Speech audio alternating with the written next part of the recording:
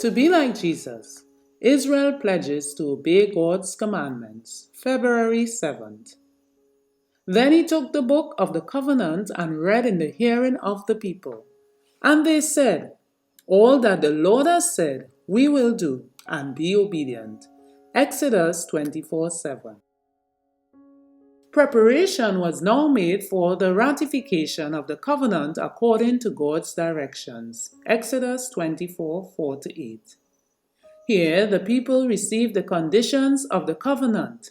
They made a solemn covenant with God, typifying the covenant made between God and every believer in Jesus Christ. The conditions were plainly laid before the people. They were not left to misunderstand them. When they were requested to decide whether they would agree to all the conditions given, they unanimously consented to obey every obligation. They had already consented to obey God's commandments. The principles of the law were now particularized that they might know how much was involved in covenanting to obey the law, and they accepted the specifically defined particulars of the law. If the Israelites had obeyed God's requirements, they would have been practical Christians. They would have been happy, for they would have been keeping God's ways and not following the inclinations of their own natural hearts. Moses did not leave them to misconstrue the words of the Lord or to misapply his requirements.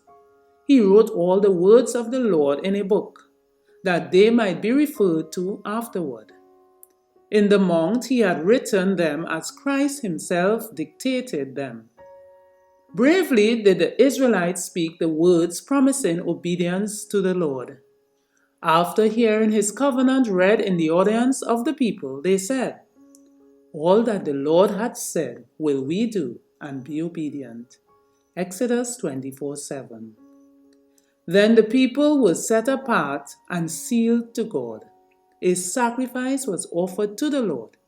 A portion of the blood of the sacrifice was sprinkled upon the altar.